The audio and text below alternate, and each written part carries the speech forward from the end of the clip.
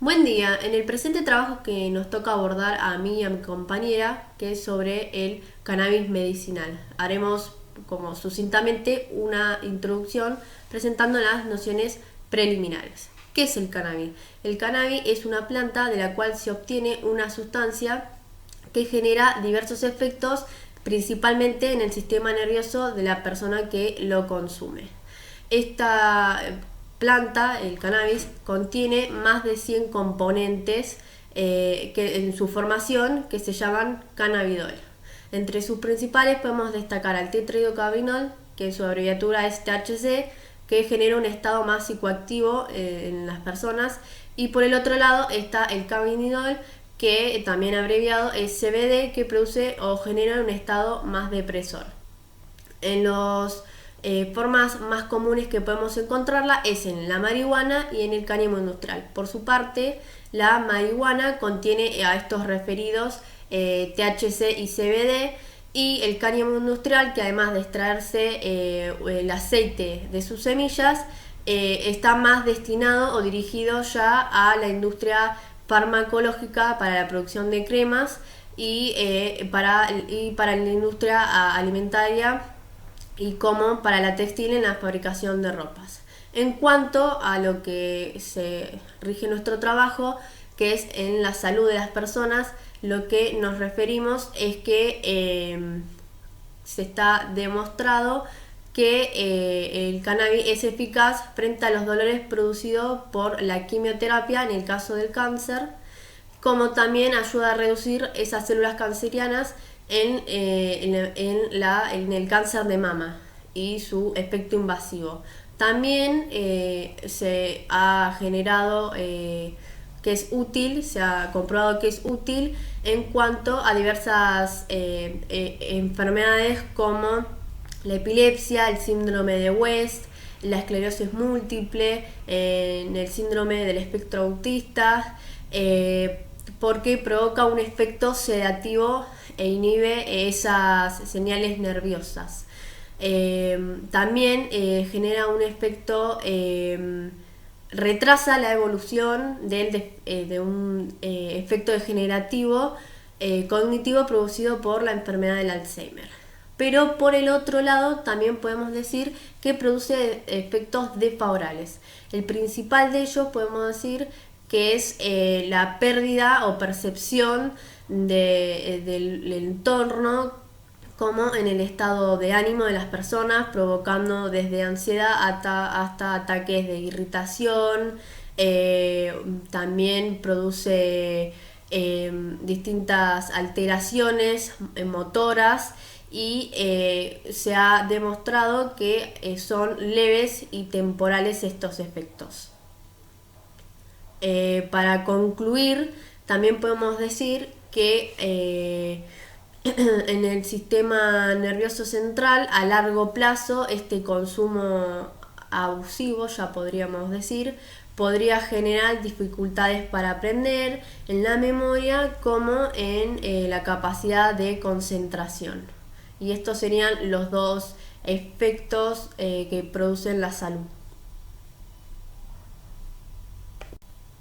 Entonces, a lo que es objeto de nuestros trabajos, nos vamos a referir a qué llamamos cannabis medicinal. El término cannabis medicinal se refiere a todos los productos que se obtienen después del proceso al que se somete el cannabis, que, como ya hemos mencionado, se ha demostrado que tiene para usos terapéuticos, medicinales y paliativos. Siempre esto va a ser con la recomendación de un profesional. Entonces, podremos decir que en cuanto al doble rol social que el cannabis ha cumplido a lo largo de la historia, ¿sí? Por un lado el uso industrial que se le ha venido dando, y por el otro el uso medicinal, terapéutico, incluso sacramental o místico, ha recorrido dos diferentes caminos que de alguna forma siempre vuelven a unirse, ¿sí? Desde Asia, donde datan sus primeros hallazgos, ha viajado hacia los actuales territorios europeos, donde el Imperio Romano y posteriormente el Franco-Germánico desarrolló su industria y su uso industrial. Y por otro lado, viajó hacia el sur, por el territorio indio, por Persia, Medio Oriente y posteriormente en África, ¿sí? Donde se desarrolló ya su uso más místico y medicinal. Es de esta forma entonces que llega a las colonias, ¿sí? Los conquistadores europeos, ¿sí?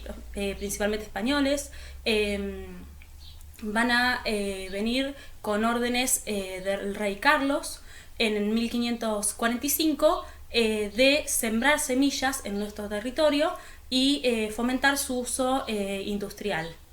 No obstante, si bien no hablaban de un uso psicoactivo o medicinal, no es menos cierto que fueron estos conquistadores quienes van a propiciar, ¿sí? estos usos en el territorio a partir de que traen a los esclavos del África.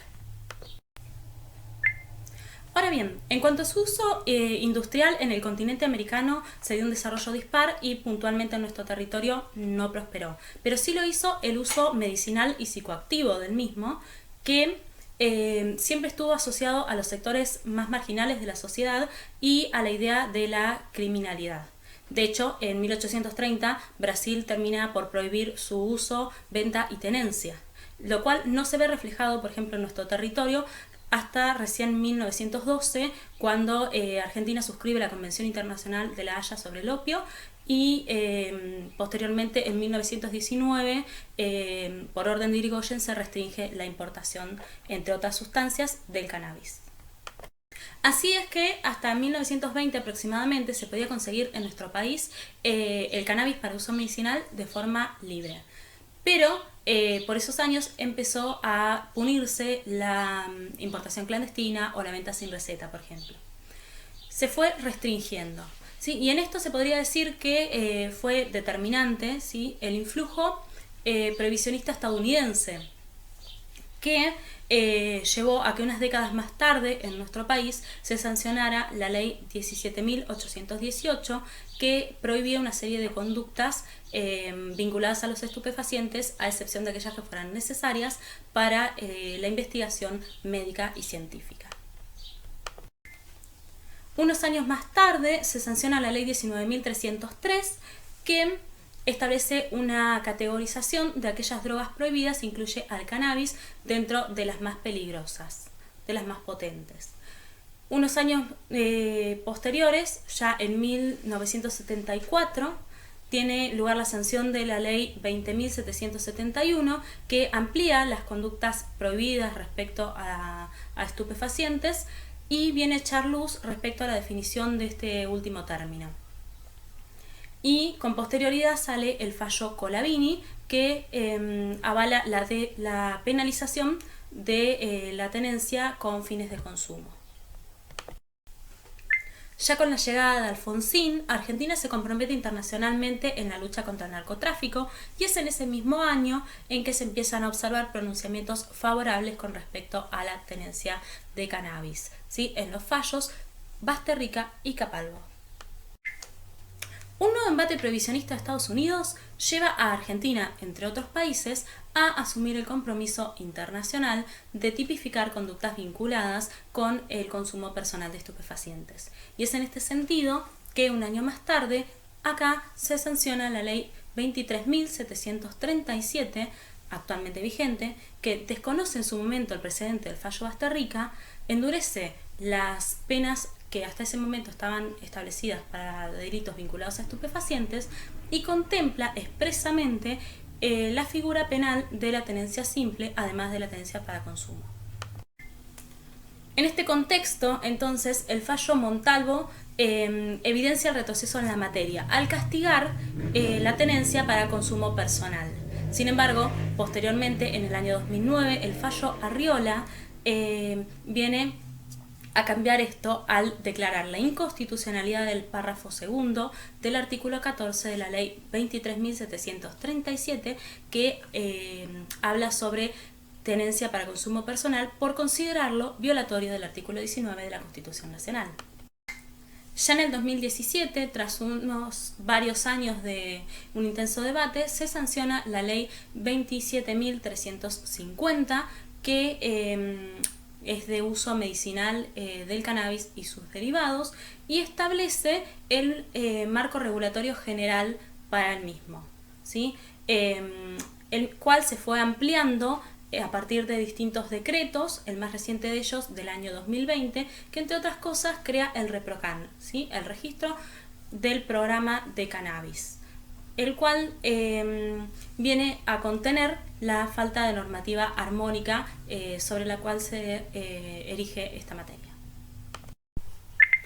Bueno, como mencionamos anteriormente en el tema del cannabis y sus derivados, hay 2 leyes especiales en Argentina que van a tratar sobre este tema. Por un lado tenemos la ley de droga, la 23737, que va a penalizar ya de una manera genérica todos los tipos de conducta respecto de los estupefacientes, vista desde ya un ámbito más de la salud pública. Y por el otro lado vamos a tener a la ley 27.350, que nos permite acceder al cannabis y a todos sus derivados como medio de uso, ya sea terapéutico, medicinal o paliativo, de distintas enfermedades o patologías.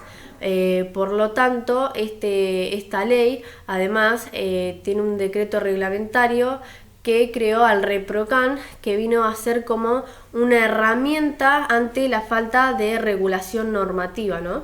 Sí, y es que si bien vemos que son como 2 caras de la misma moneda, ¿sí? Por un lado contempla una de las leyes la salud desde un punto integral, desde la persona, que sería la ley del uso medicinal del cannabis, y la otra lo hace ya desde una postura de bien público, como sería la ley de drogas, la 23737. La cuestión es que vamos a encontrar en nuestro ordenamiento, ¿sí? Una serie de tratados internacionales que tienen jerarquía constitucional, ¿sí? Y que respaldan de alguna manera esta postura, ¿sí? Del acceso a la salud como una forma integral que también replica nuestra ley de uso medicinal de la planta de cannabis y sus derivados. Mientras que por otro lado, apoyando o respaldando los fines que persigue la ley de drogas, la 23737, también vamos a tener, por otro lado, una serie de tratados internacionales con jerarquía supralegal, ¿sí?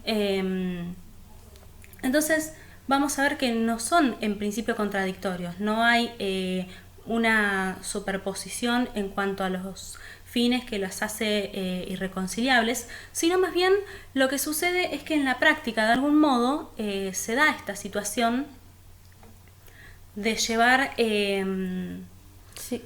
un ámbito de la ley del uso medicinal del cannabis, lo que sería la materia penal, ¿sí? Se superpone en el ámbito de aplicación la ley penal por sobre la del uso medicinal, y ahí se plantea una situación de que los usuarios, ¿sí? Los cultivadores del cannabis medicinal se enfrentan a una situación de ser considerados prácticamente delincuentes, ¿sí? Pareciera que es un delito de alguna manera, ¿no, Lu? Ejercer libremente el derecho a la salud, ¿sí? Acceder al cannabis medicinal. Claro, porque tal vez ellos contienen o llevan consigo el cannabis para tratar esa enfermedad que tienen, y a la hora del consumo en la vía pública muchas veces se pueden encontrar con detenciones, y por el otro lado también aquellos consumidores problemáticos no acceden al sistema de salud, a tratamientos terapéuticos que puedan ayudarlos con esta problemática, porque tienen miedo de ser criminalizados por esta misma institución, ¿no? Tal cual, sí, así es. Así que bueno, en síntesis, de eso es lo que le queremos hablar en esta exposición.